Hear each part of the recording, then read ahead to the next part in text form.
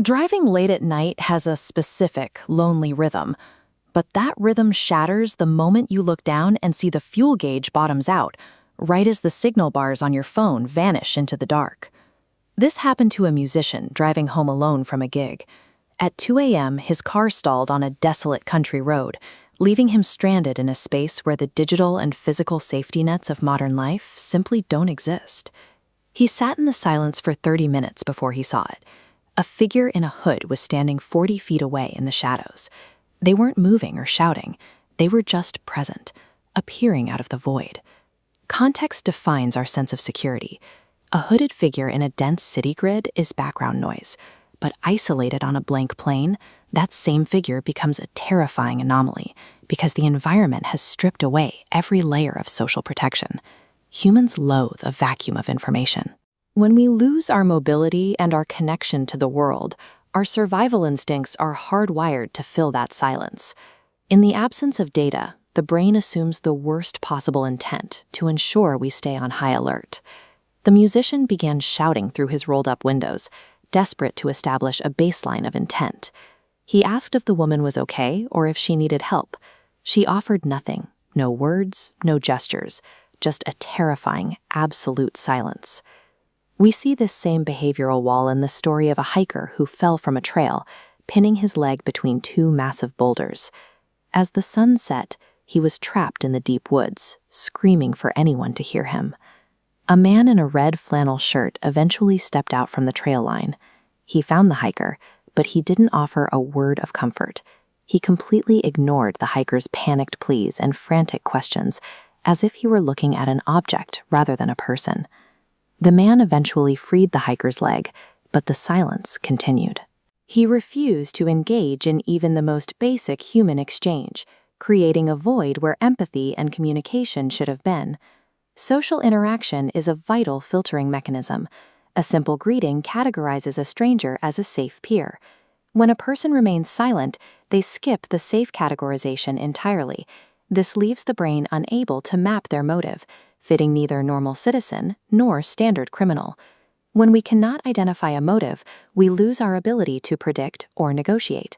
In that uncertainty, the amygdala takes over. It stops processing the stranger as a fellow human, defaulting to our oldest biological classification for a silent pursuing threat, a predator on the hunt. The dread intensifies when the stranger's physical movement defies logic.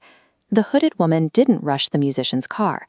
She inched toward it at an unnaturally slow, mechanical pace, feeling entirely disconnected from human urgency. When the musician finally panicked and fled his car on foot, he looked back over his shoulder. She didn't chase him, but she didn't stop either. She just maintained that same slow trajectory in his direction. The hiker in the woods experienced a similar break in logic. After being rescued, the silent man didn't lead him toward the safety of the main road. Instead, he began walking the injured hiker deeper into the pitch-black forest. They eventually reached a massive, isolated shed hidden in the trees. The man told the hiker to go inside, claiming his friends were there. Every detail of the situation defied the script of a standard rescue operation. We rely on logical scripts to navigate the world. A robbery has an aggressive motive, a rescue has an urgent rhythm.